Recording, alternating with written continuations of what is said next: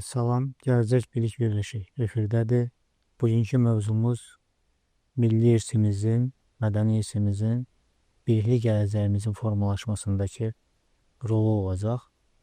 Milli irsi öyrənən elm sahələrindən biri də, bəlkə də birincisi də etnoqrafiyadır. Həmsöhbətlərimdən ilk öncə onu xahiş etmək istəyirəm ki, etnoqrafiya nədir? Nəyi öyrənir və niyə öyrənir? Bu barədə qısa bir məlumat versinlər. Çünki əminəm ki, mənim kimi tamaşaçıların da arasında etnoqrafiyanın detallı olaraq nəyi və niyə öyrəndiyini bilməyən insanlar var. Məlumatlı olsunlar. Buyurun. Mən də hər kəsi salamlayıram. Etnoqrafiya sözü əslində etno, xalq, qrafiya öyrənirəm, yazıram deməkdir. Yəni xalqı öyrənən bir elmdir. Bizim türk dilimizdə isə bu xalq bilimi adlanır. Yəni xalqların haqqında olan bir elmdir. Xalqın nəyi, hansı haqqında? Xalqın adət-ənənəsi, milli dəyərləri, yaşayış tərzi, ayinləri, mərasimləri haqqında öyrənən bir elmdir. Mən də təşəkkürümü bildirirəm. Yəni etnoqrafiya doğrudan da əgər bir xalqın mədəniyyətini, tarixini, qədimliyini, onun adət-ənənələrini öyrənmək istəyiriksə, ilk öncə onun etnoqrafiyasına baxmaq kifayət edir və bu məfhum çox, yəni dar mənada dediyimiz kimi xalqın tarixini, mədəniyyətini öyrənir, amma dərin mənalarda isə yəni bütünlüklə belə deyək, o ərazidə yaşayan insanların təsəvvürüdür. Yəni onlar haqda bir rəsm əsəridir, belə deyək. Və etnoqrafiya sahəsi üzrə, yəni tarixin bir qolu olaraq bizim Günay xanım gənc etnoqraf alimimiz olaraq, yəni bu sahədə daha məlumatlıdır və onun da çox maraqlı bir kitabı da var, monoqrafiyası Azərbaycan etnoqrafiyasına bağlı və mən düşünürəm ki, onun deyəcək sözləri çoxdur. Etnoqrafiya daha çox keçmişə bağlı bir elmdir, keçmişi öyrənir və bu keçmişi öyrənən elmin gələcəyin formalaşdırılmasında rolu nədən ibarət ola bilər və nədən ibarətdir hal-hazırda məsələn etnoqrafiya niyə öyrənilməlidir gələcək naminə?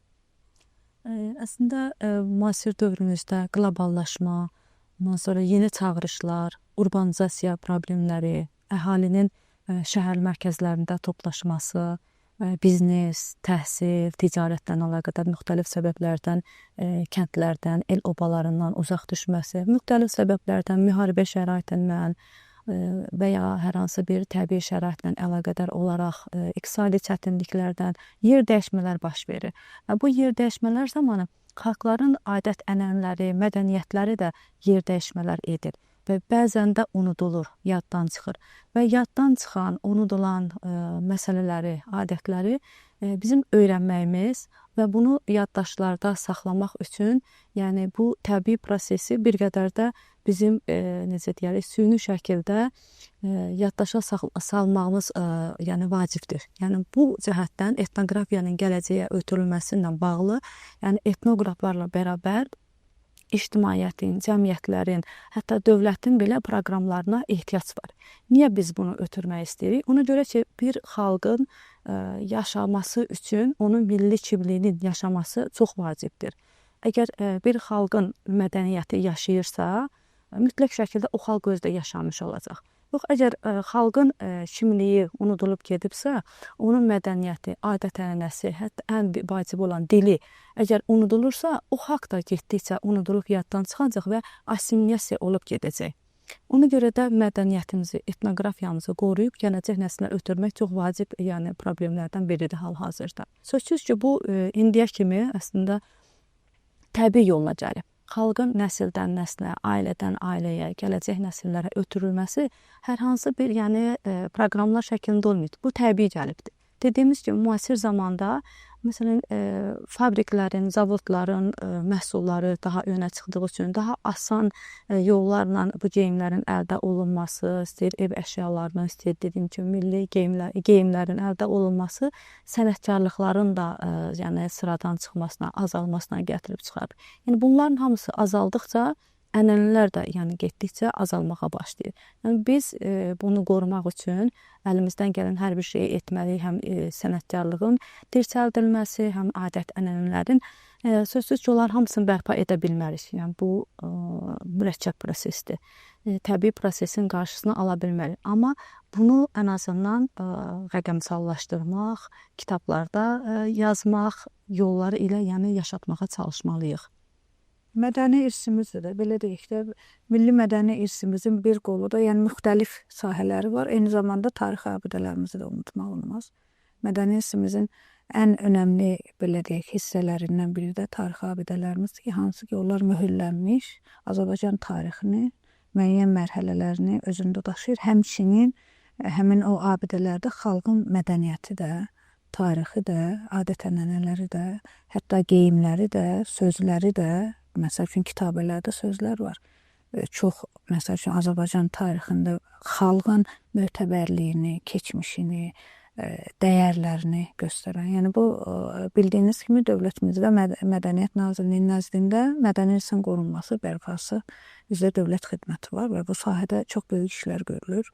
Abidələr bərpa olunur. Eyni zamanda daşınan və daşınmaz abidələrimiz bizim belə deyək, həm geyimlər, həm müəyyən ata sözlərimizdən tutmuş. Yəni bunlar daha çox Günay xanımın da dediyi kimi xalqın özü tərəfindən gələcək nəsillərə ötürülməkdədir. Məsəl üçün bizim müəyyən adət-ənənələrimiz, onlar toy adətləri, yas mərasimləri, bayram adətləri, böyük kiçik ailə tərbiyəsi, Azərbaycan nümunəvi Azərbaycan ailəsi modeli. Bunlar bizə nəsildən nəsilə keçir. Amma dediyimiz kimi, yəni Günay xanım da deyir, doğrudan da urbanizasiya eyni zamanda Azərbaycan elə bir məkanda, məqamdadır ki, yəni şimala, cənuba, şərqə, qərbə hər bir tərəfdən müxtəlif xalqlar, müxtəlif millətlər, dövlətlər var və Azərbaycan bu multikultural dəyərləri ilə və çoxlu etnoqrafiya, yəni bir qolu da etnik xalqlar da, az saylılar da. Bu insanların da hər birinin həm mətbəx mədəniyyəti, həm belə deyək, müxtəlif dilləri, adət-ənənələri, bunlar doğrudan da assimilyasiya olunmaqdadır. Artıq bizdə forum başlanır və ideya müəllifi Günay xanımdır. Mən ona öz təşəkkürümü bildirirəm və də çox şadam ki, biz bu tədbiri forumu başladıq və ölkədə ilk dəfədir. Yəqin özü müəllif məlumat verəcək, ideya müəllifi. Sadəcə mən də buradakı fikri demək istəyirəm ki, gəncləri yığmanla, gənc etnoqrafları yığmanla eyni zamanda milli kimliyimizi həm gənclərə, həm özümüzə bir tərpəniş, bir xatırlatma və bildiyiniz kimi artıq süni intellekt müəyyən, yəni bizim artıq aramızdadır və etnoqrafiya ilə bu müxtəlif sahələr kimliyimizin, bizim mədəni irsimizin qorunması bizim üçün önəmlidir. Və biz bir vətəndaş olaraq, Azərbaycanlı olaraq bu bizim borcumuzdur ki, biz özümüzün öndəki tariximizi bilək, öyrənək və onu ötürək. Və gənclərimizi də elə bir ruhda böyütməliyik ki, onlar o adət-ənənələrimizə, etnoqrafiyamıza, tarixi abidələrimizə, bütün bizim məlumatlarımıza, dediyim kimi daşınan, daşınmaz bütün mədəni irsimizin nümunələrinə sahib çıxsınlar və bilsinlər ki, onlar da gələcəyə ötürməlidirlər. Daha çox maraq göstərəcəklər. Mən də çox xoşuma gəldi və bəyəndim və bir yerdə biz bu planı hazırladıq və burada da yenə dediyimiz kimi məqsəd gənclərin milli dəyərlərin öyrənməsi, araşdırmağa maraq göstərməsi və çıxış etməyə, həm də bir yerə toplanmağa, əməkdaşlıq qurmağa və burada alimlərlə gənclərin və yerli icmaların, nümayəndələrinin birgə iştirakını təmin etmək oldu. Yəni məqsəd bu oldu və bu məqsədə də necə çatdıq mı, doğrudan da çox gözəl bir yəni forum alındı. Yəni biz təşkilatçı olaraq bunu nədən deyirik? Bizə gələn geri dönüşlərdən. Bizim artıq komandamız formalaşdı. Bu komandanın içərisində tək Quba əhli deyil, tək Azərbaycan şimal-şərqi deyil. Azərbaycanın bütün bölgələrindən bu forum üçün yəni həm gələnlər, həm də uzaqdan dəstək göstərənlər oldu. Həm onların öz araşdırmalarıyla, tədqiqatlarıyla və həmçinin bir də maraqlı oldu ki, biz bu nəzərdə tutanda bu forumu məqalələr olaraq düşünmüşdüksə, bu arada bizə sənətkarlar da qoşuldular, yeni tanışlıqlar əsasında və çox maraqlı oldu ki, sənətkarlar da öz işlərindən burada çıxış eləmək istədilər və bizdə bir festival bölməsi də yarandı və bu sənətkarların işləri həm burada master-klass göstərdilər, necə bu işi həyata keçirirlər və onunla bağlı danışdılar və gənclər də burada toplandılar. Həm artıq onlar öyrəndilər burada, məsələn, bizim miniatür, yəni rəsm əsərlərimiz mövcud olubdu. Onun haqqında məlumat almış oldular. Sonra burada çini bizim qabların üzərində rəsm əsərlərinin çəkilməsi, sənəsi, kaşı sənəti, bunu bu gün çoxları bilmir, hansı ki bizim tarixi mədəniyyət abidələrimizin üzəri vaxtilə təbii kaşılarla bəzədilib və təbii boyaqdan burada istifadə olunubdur. Bu gün düzdürsə onların hissələri, parçaları gəlib çatıbdır və bütün dünya muzeylərində, amma bunların hissələri sərgilənməkdədir Azərbaycan mədəniyyətinin. Və orada bizim bir çox gözəl xanım, Təbrizli xanımdır. O burada əl işlərini göstərdi. Kaşıların özlərini hazırlayıb və üzərində rəsm əsərləri çəkibdir. Və onları burada artıq tanımış oldular. Bir balaca kaşı parçası ilə artıq bunlar bizim həm rəsm sənətimizi öyrənmiş oldular, yəni məlumat olaraq. Və bizim bu tarix abidələrimizi bilmiş oldular. Tarix abidələrin üzərində nələr olub, hansı sənət nümunələri olub, onu öyrənmiş oldular. Tarix abidəmizi tanımış oldular. Və bu yavaş-yavaş biz onların beyinlərinin alt qatında bir milli kimliyimizlə bağlı az da olsa bir bilgilər, şriftlər, yəni bilgilər formalaşdırmış olduq ki, bu onlar üçün bir açar oldu. Bu gün bəlkə də o gənclər tam dərk etmədilər, hardadılar. Amma biz onlara balaca bir ip ucu qoyduq və yavaş-yavaş onlar o izdən gedib artıq özlərini və öz xalqlarını, tarixlərini tanımağa və sevməyə başlayacaqlar. Bəlkə də bir həvəsə gəlmişdilər bura. Bəlkə də bir maraq üçün sadəcə gəlmişdilər. Amma artıq onlar üçün bir yol açmış olduq, elə düşünürəm ki. Həm sizin dediklərinizdən belə qənaətə gəlirəm, həm də subyektiv fikrimdə ola bilər, yanılıram, düzəltmək sizə yanlış söylesəm. Bugün etnografiya, tarix özü və etnografiyada xüsusi olaraq tarixi abidələr təkcə elm deyil, həm də bir təbliğat vasitəsidir, həm də bir siyasətdir və hətta həm də bir silahdır. Yəni biz o mənfur qonşularımızın Qarabağda belə deyək, hər bir kolun altında bir xaçqar qururdular, onu sinni olaraq tarixiləşdirirdilər və bunu silah kimi istifadə edirdilər, Azərbaycana qarşı təbliğat vasitəsi kimi istifadə edirdilər. Bu baxımdan Azərbaycanda həm tarixi abidələrin bugünkü öyrənilmə prosesi, etnografiyanın öyrənilmə prosesi bizə imkan verirmi ki, bundan effektli təbliğat vasitəsi kimi, siyasi alət kimi istifadə edib, hələ də düşmənin nəzarətində olan torpaqlarımıza, Qərbi Azərbaycanı nəzərdə tuturam, Azərbaycan başqa torpaqları var, həmin torpaqlara sahibliyimizi elmi baxımdan sübut edə biləcək. Ümumiyyətlə, doğrudan da təbliğat xalqın mədəniyyətinin təbliğ olunması dediyiniz kimi bu bir siyasi istiqamətdir, razıyıq və bugünkü gündə Ali Baş Komandanımız İlham Əliyev tərəfindən Azərbaycan torpaqların demək olar ki birləşdirilib və hər yerdə Azərbaycan bayrağı dalğalanmaqdadır. Amma əzəli Azərbaycan torpaqlarımız şimalda, qərbətdə, Qərbi Azərbaycan, Cənubi Azərbaycan. Burada bizim yəqin ki, hələ öyrənilməli etnoqrafik məlumatlarımız var. Yəni, bu məlumatların da gənclər tərəfindən gələcəkdə öyrənilməsi, araşdırılması, axı bu da bizim bir qollarımızdır, belə deyək. Və ümumi Azərbaycan etnoqrafiyası adından unutmağa qoymamaqla, onların yazılması, təbliğ olunması. Siz bildiyiniz kimi bizim forumda həm də geyimlərin nümayişi var idi. Azərbaycan geyimləri, Qərbi Azərbaycan xanımlarının geyindiyi çox möhtəşəm, çox incə cizgilərlə bərpa olunmuş geyimlər vardı. Hətta bizim üçün də bir yenilik idi. Biz belə düşünmürdük ki, bizim elə geyimlərimiz olub. Eyni ilə bizim Dərbətdə də, Zəngəzur ərazisində də, eyni ilə bizim Gürcüstanın cənubunda olan Azərbaycan torpaqlarımızda geyim mədəniyyətimiz var, adət-ənənələrimiz var, mətbəx mədəniyyətimiz var. Bunların hamısının qorunub saxlanması və gələcək nəsillərə ötürülməsindən əlavə faktiki olaraq istifadə olunması, məsəl üçün çox sevindirici haldır ki, demək olar ki, bugünkü gündə hər iki Azərbaycanlı xanımdan birində bizim kəlyağımız var və onu sevərək istifadə edirik. Və onu istifadə edəndə biz sanki biz ondan qürur duyuruq. Və bu çox sevindirici bir haldır ki, biz keçmişimizə çox hörmətlə, sayğıyla yanaşırıq və onu gələcəyə daşıyırıq. O kəlyağını indi bizim qızlarımız ailə quranda istifadə edirlər. Yəni bu bizim nə xoş, nə gözəl. Bu arada bir məsələni də istəyirəm demək, əgər mənə icazə versəz. Biz Qubanın etnik xalqlarının geyimlərlə bağlı mən istəyirəm bunu da bildirim, çünki Günay xanımın burada xidməti olub. 2012-13-cü illərdə də ola bilər bir il mən yadımdan çıxar. Qubada 2013 idi bəlkə də, tam dəqiq yadımda yoxdur. Alma bayramı, ilk alma bayramı keçirilməsi planlaşdırılırdı. Mən də icra hakimiyyətində məsləhətçi işləyirdim və belə bir məsələ çıxdı ki, gəlin ilk dəfə olaraq etnik qrupların adət-ənənələrini, geyim mədəniyyətlərini, qabları filan nümayiş etdirək.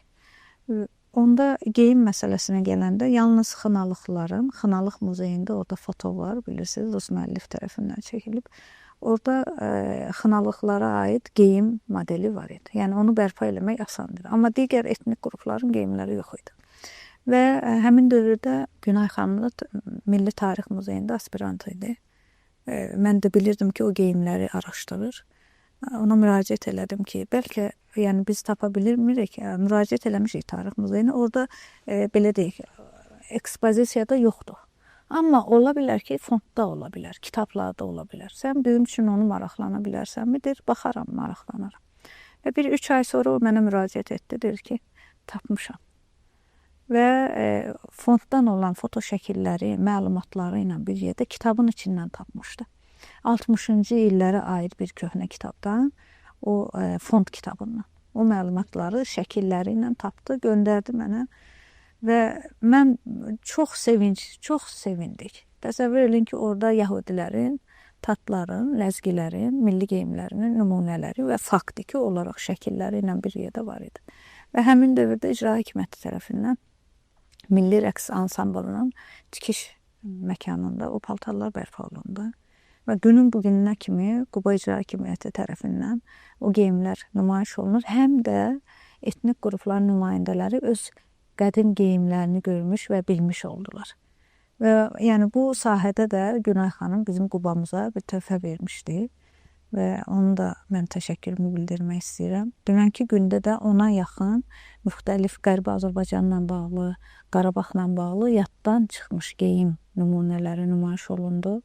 Çox sevindirici bir hal idi və o geyimlərə baxanda, yəni o geyimlərdən bəylik, ağalıq, kişi geyimlərində, xanımlıq, xatunluq, qadın geyimlərində görünür. Və bu da sözsüz ifadədir də. Yəni orada sözsüz deməyə heç nəyə ehtiyac yoxdur. O xalqın kimliyini göstərən atributlardır. Bir məsələ ilə bağlı fikrinizi bilmək istəyərdim. Qloballaşan dünya deyirik. Dünya sürətlə kiçilir. Belə deyək də. Fiziki olaraq məsafələr əvvəlki kimi qalsa da, amma intellektual olaraq, emosional olaraq bugün Çin bizim yanımızdadır, bugün Avropa bizim yanımızdadır, Yaponiya bizim yanımızdadır. Yəni 100 il əvvəlki qədər uzaq görünmür bizə. Çox yaxınıq. Və bu qloballaşan dünyada millilik maneə ola bilərmi? İnsanlar qloballaşan dünyada daha çox milli olmaqla, daha çox millətçi olmaqla müəyyən öz daxili senzuraları ilə geridə qalmırlarmı? Maraqlı sual vermisiniz. Yəni bu gün Amerika nə qədər yaxındırsa bizə, bir anın içərisində biz orada kimisə görə biliriksə və digər Rusiya, Çin, amma bir o qədər də milli kimlik bizdən uzaqlaşıbdı. Amerika yaxınlaşıbsa kimliyimiz uzaqlaşıbdı, tariximiz uzaqlaşıbdı. Ancaq kimliyin tanınması, öyrənilməsi elə başa düşmürəm ki, bu geridə qalmışlıq olar. Bir də millətçi ilə millilik tamam başqa bir şeydir. Düşünürəm ki, millətçilik bəlkə də biraz separatizm anlamına gəlir. Yəni biz düşünmürük ki, milli kimliyimizi tanımaqla digər xalqları da yəni kənarlaşdırmış və ya düşmən mövqeyi kimi göstərmiş olmuruq. Sadəcə biz bu qloballaşan və genişlənən dünyada bir özümüzü tanımalıyıq kimik. Və özümüzü tanıdıqca biz öz mövqeyimizi, harda olmağımızı, necə durmağımızı da göstərəcək. Bu çox önəmli faktdır. Yəni insan bir cəmiyyət içində, bir mühit içində necə öz ailəsini tanımalıdırsa, ailəsinə uyğun şəkildə öz duruşunu göstərməli, təqdim eləməlidirsə, daha kənar yerə çıxanda öz kimliyini artıq burada, öz mənliyini göstərməlidir. Bu baxımdan çox önəmlidir. Yəni insanların öz tarixini, öz etnoqrafiyasını bilmələri və bu onların əslində hörmət qazandırar. Necə ki biz əgər Amerikalı bir şəxslə rastlaşsaq, bizə çox maraqlı olacaq o kimdir, onun necə adəti var, o süfrədə onun oturmaq duruşu necədir, valideynlərlə, böyüklərlə, kiçiklərlə münasibəti necədir. Əgər o yəni belə heç nəyə sərgiləməsə, o bizdə maraq yaratmayacaq. Onun robotdan heç bir fərqi olmayacaq. Və ya bir Yaponla rastlaşırıq, və ya bir Koreyalı rastlaşırıq. Biz onların milli geyimdə görəndə əslində daha maraqlı gəlir bizə, daha xoş gəlir və daha çox ünsiyyət qurmağa çalışarıq. Amma hər kəs cins şalvarda, bir futbol köynəkdə olduğu halda o qədər də maraqlı olmayacaq. Yəni mən bunu öz şəxsimdən demirəm, mən bunu gənclərin də göstərdiyi maraqdan deyirəm, təpkidən deyirəm. Biz COP29 ərəfəsində orada olarkən yaşlı zonada baxdıq ki, nə qədər insanlar gəlmişlər, orada çox maraq göstərirdilər və öz geyimində, öz mədəniyyətində gəzənlərə, mən öz uşaqlarımla getmişdim, tələbələrimlə getmişdim, çalışırlar onlarla şəkil çəkdirsinlər, selfie eləsinlər və paylaşsınlar ki, mən hardayım, kimlərlə. Əgər hər kəs standart şəkildə olsaydı, onlara maraq olmayacaqdı. Ona görə biz də elə gənclərə də bu formadan təbliğ eləməyə çalışıram, başa salmağa çalışıram ki, biz bəli müasirləşək, elmi, texnoloji yenilikləri öyrənək, beynəlxalq münasibətlər quraq və bu münasibətlərin çərçivəsində özümüzü də tanıyaq, özümüzlə birgə çıxaq ora. Harda olsaq da ölkəmizi, özümüzü, kimliyimizi, xalqımızı elə bilirəm ki, tanımaq yəni vacib məsələdir. Həmçinin mən bir-iki dənə də əlavə eləmək istəyirəm ki, Azərbaycan elə bir məkandadır ki, gəlin hər bir xalq öz kimliyini saxlayır və bu çox gözəldir. Sanki düşünün ki, bir qızılgül, bir dəstə gül var və onun içində müxtəlif güllər var və hər birinin öz ətri var, hər birinin öz görüntüsü var, hər birinin öz rəngi var və nə gözəldir o buket, o gül. Və Azərbaycan da elə bir məkandadır, xüsusilə bizim Qubamız və turizm istiqamətli bir məkandır. Yerüstü, yeraltı sərvətləri, turizmi və mədəni irsimizin qorunması bir baxımdan da bizə turistlərin cəlb edilməsi, təbiət gözəllikləri ilə bizim mədəni irsimizin də birgə təbliğ olunması əslində bu ölkəyə gələn turizm istiqamətində gələn turistlərin sayını çoxalda bilər və bu da insanlarımızın rifah halına təsir eləyir. Eyni zamanda bizim axı bir istiqamətimiz də var, bizim musiqimiz də var. Bu da mədəni irsimizin istiqamətidir. Yəni, məsəl üçün, mən düşünürəm ki, 10-15 il bundan qabaq muğama gənclər bəlkə də çox az izləyərlər. Amma indi muğam səslənəndə o bizimdir. Yəni, hər bir gənc, yəni mən onu demək istəyirəm ki, əslində bizim gənclərimizdə düzdür, biz qloballaşırıq, nə bilim, müxtəlif geyimlər geyinirik, amma o bəzi məsələlərə həssaslıq yerindədir, durur və deyərəm ki, sahib çıxırlar. Yəni bunu görməmək olmaz. Bizim tarımıza, bizim kəmançamıza, muğama, milli mətbəximizə, adət-ənənələrimizə, bu çox gözəl bir şeydir. Və təbii ki, günlə ayaqlaşmayan bəzi inkişafdır da, hər dəqiqə, əgər bir neçə il bundan qabaq müəyyən dəyişikliklər üçün bir gün, 2 gün vaxt lazım edirsə, indi anlar içində o dəyişikliklər gedir və çox sürətli gedir. Və belə sürətli dəyişikliklər zamanı təbii ki, bəzi məqamlar köhnəlməyə istiqamətində gedəcək. Amma bunların da yaşadılması üçün kitablarda qeyd olunması, məsəl üçün o bilgilər kimi bilgi bazası olaraq müasir texnika, texnologiyalardan istifadə etməklə baza olaraq yaradılması, saxlanılması, mən düşünürəm ki, yəni bizim gələn nəsillərimiz onlar dövlətə, dövlətçiliyinə, tarixinə sahib olan gənclərdir, mədəniyyətinə sahib olan gənclərdir və bu da sevindiricidir. Gənc etnoloqların 1-ci Respublika forumu qeyd olunubdur, yəqin ki, davamlı olacaqdır. Bu 1-ci forumdan əldə olunan nəticələr nə oldu? Dediyiniz baza yaradılması ilə bağlı ora nələrsə elmi bir məlumatlar, yeniliklər əlavə olundu mu? Biz belə nəzərdə tuturuq ki, ona görə adını 1-ci qoyduq ki, düşünürük ki, bunu gələcəkdə ölkəmizin digər bölgələrində də keçirək və bölgə keçirməyimizdə də məqsəd nədir? Yəni bunu Bakıda da keçirmək olardı. Çoxları sual verir ki, niyə Bakıda olmasın? Çox rahat bir şəkildə hər kəs gələ bilərdir. Biz bunu düşünərək, yəni başlatdıq. Birinci olaraq Qubadan başladıq və digərlərində də keçirməyi planlaşdırırıq. Niyə bölgələrdə? Rəxşəndə xanım da çox haqlı olaraq qeyd elədiyi kimi, biz burada həm də turizmi canlandırmağı düşünürük ki, biz ölkənin Respublika başçısının regionlarda iqtisadi inkişaf proqramına dəstək olaraq da biz bunu burada bir öz töhfəmizi vermiş olacağıq ki, bölgəyə turizm axını və bu turizm axının içərisinə də etnoturizmi də daxil eləmək. Etnoturizmi canlandırsaq, həm gələnlərin sayı çox olar və gələnlərin sayı çox olduğu halda bölgədə həm də iqtisadi inkişaf da yəni artmış olacaq. Və biz ona görə də hər dəfə yeni bir bölgəmizə keçirməyi planlaşdırırıq. Bilin, ikinci, üçüncü arda gələr inşallah. İndi birinci forumdan aldığımız nəticələri soruşursunuz. Çox sağ olun. Bu da çox maraqlı sualdır. Bizə gələn çoxlu sayda məqalə və müraciət saylarının içərisindən seçilmiş 70 məqaləni biz qəbul elədik. Kitab halında, toplu halında Rəxşəndə xanımın dəstəyi ilə bu çap olundu və forumda təqdim olundu.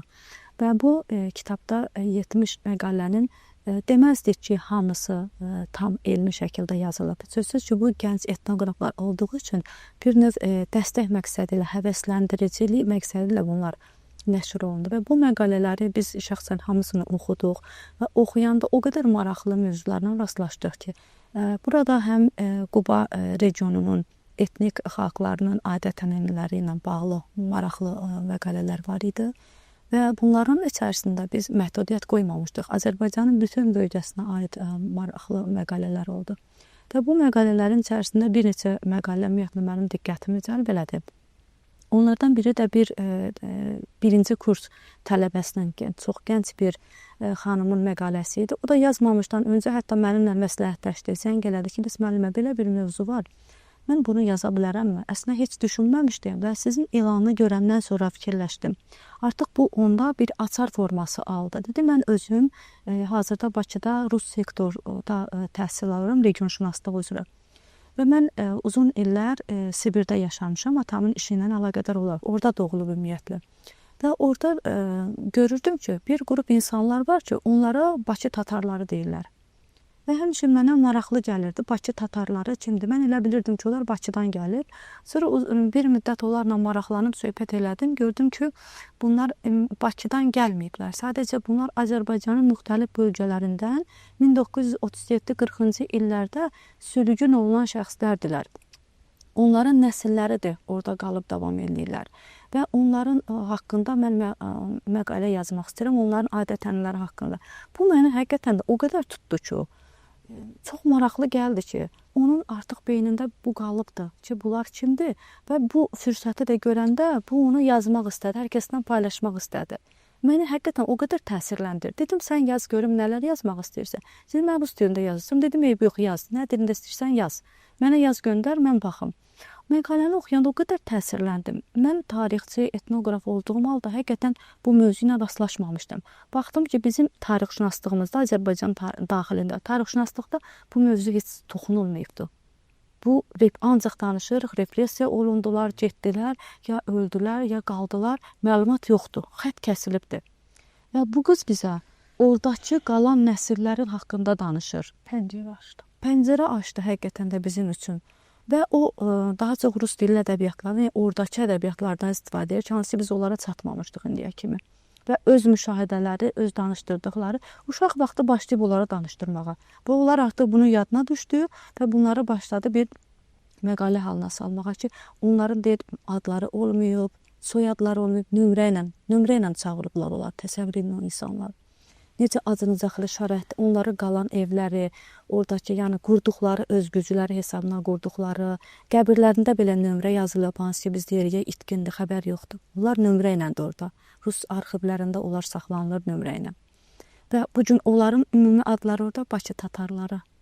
Bakı tatarları deyə adlandırılır və onlar Azərbaycanın müxtəlif bölgələrindən, Bakıdan, Qubadan, Şəkidən, Tovuzdan, bəli, ümumi adla onlara belə adlandırıblar. Çox maraqlı oldu. Bundan başqa bir digər, yəni diqqətimi cəlb edən məqalələrin içərisində Azərbaycan xalqının mədəniyyətinin dünya muzeylərində saxlanılmasıdır. Ki, hansı ki, onlar da yenə başqa adlarla Şərq mədəniyyəti, İslam mədəniyyəti, bəzən İran mədəniyyəti, ən yaxşı halda Qafqaz mədəniyyəti adı ilə sərgilənən milli irs nümunələridir ki, onları tapıb ortaya çıxardıblar və onların araşdırıblar necə? Baxırlar, yəni indi bunlar hamısı saytlarda yerləşdirib getməsək belə, məsələn, Louvre muzeyidir, Ermitaj muzeyidir, Amerikanın çox böyük muzeyi var, Metropoliten İncəsənət muzeyi. Bu da Azərbaycan mədəniyyətindən o qədər nümunələr var. Və saytlarda onlar kataloqlarını yerləşdiriblər və bu araşdırmaçılar bu saytlara asanlıqla daxil olurlar. Lakin Şərq mədəniyyəti pəncərə açılır və oradan bir-bir açırlar, baxırlar. Tutaq ki, xalçadır. Xalçaya baxır, müəyyən qədər bizim xalçaları tanıyan şəxs oxşatmağa başlayır və daha dərindən artıq araşdırır. Bunun üzərində əjdaha təsviri, su təsviri, müxtəlif yəni milli simvolların bəli izi ilə gedərək axtarıb və nəhayət indiki bizim əlimizdə olan xalçalarla tutuşduraraq müəyyənləşdirməyə çalışıb ki, bəli bu Azərbaycan mədəniyyətinə aid olan bir nümunədir, ancaq orada ümumi İslam mədəniyyəti altında sərgilənir.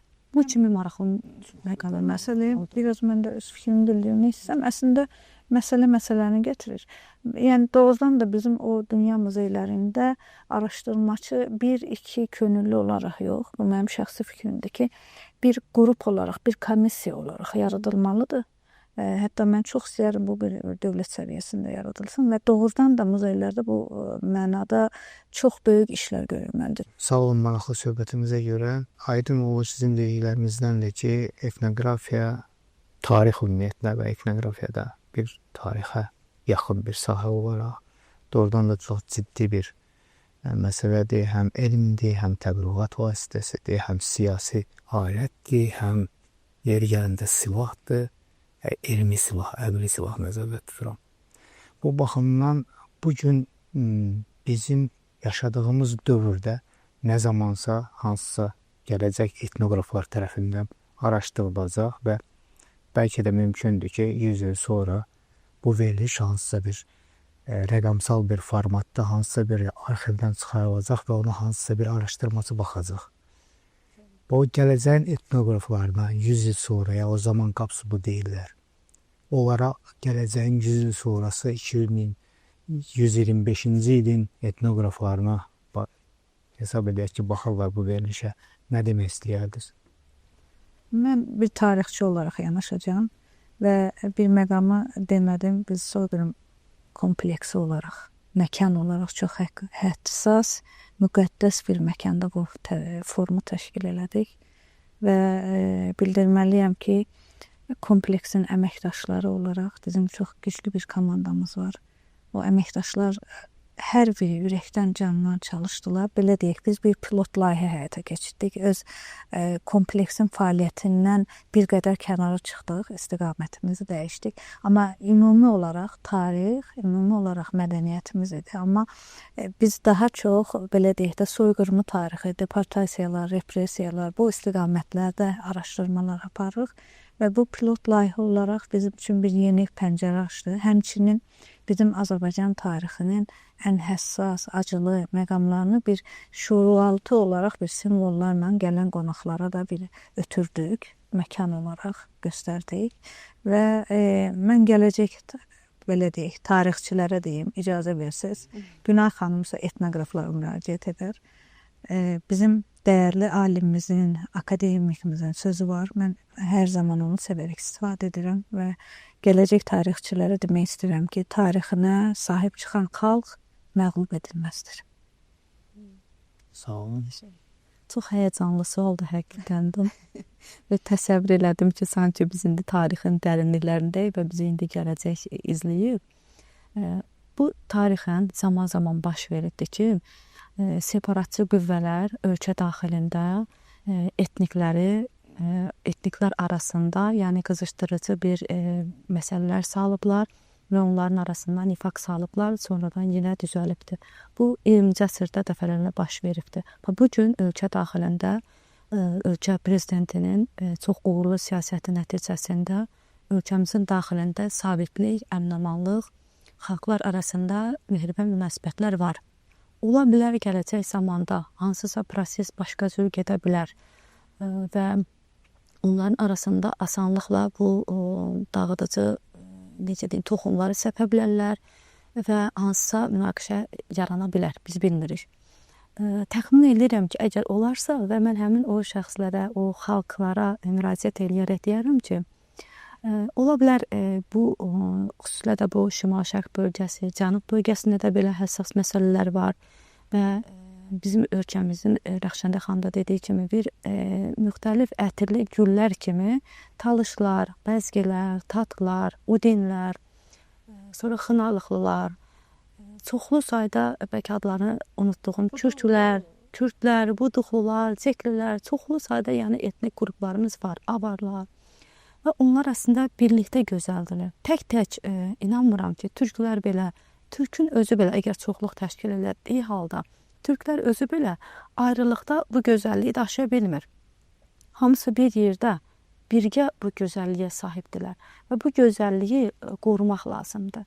Və onu unutmasınlar ki, bu gün də, gələcəkdə xalq Azərbaycanda yaşayan xalqlar, Azərbaycan xalqı unutmasın ki, biz Qafqaz və Savalan dağlarının ucalıqlarını, vüqarlılığını, enməzliyini daşımaqla birgə Xəzər dənizinin dalğalarındakı o rəqsləri yəni daşımaq, həmçinin də bu torpaqların yəni necə deyərlər, müqəddəsliyini birgə yəni simvolizə edirik. Yəni bunlar hamısı birgə gözəldir. Gələnməz biraz da müdaxilə edir. Azərbaycançılıq məfkurəsinin hər zaman üstün görsünlər.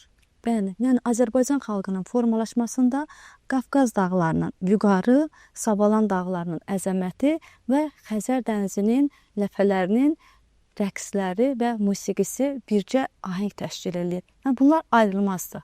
Yəni bunu ayırmaq istəyənlərə bildirmək istəyirəm ki, bunlar vəhdət halda gözəldir. Bəli, ulu öndərim Heydər Əliyevin də dediyi kimi, yəni Azərbaycan, mən fəxr edirəm ki, Azərbaycanlıyam. Bu hamıya şamil olmalıdır. Mən bunu tək Azərbaycan türklər deyil, hamısı bunu yəni düşünməlidir. Düşünürəm ki, və bu halda gözəllik olacaq. Bu halda sülh olacaq, mədəniyyət olacaq. Necə ki var. Necə ki var, bəli, bu da davam eləməlidir. Çox sağ olun, dəvətimizi qəbul edib gəldiyimizə görə. Verilişimizi yekunlaşdırırıq və inanırıq ki, bayaq dediyimiz kimi gələcəkdə nə vaxtsa indiki tamaşaçılarımızdan başqa, təbii ki, gələcəkdə nə vaxtsa bizə baxan gələcək tamaşaçılarımız da bizim fikirlərimizdən hansısa məlumatlar əldə edəcək, onlar üçün də faydalı olacaq verilişimiz. Çox sağ olun, təşəkkür edirəm.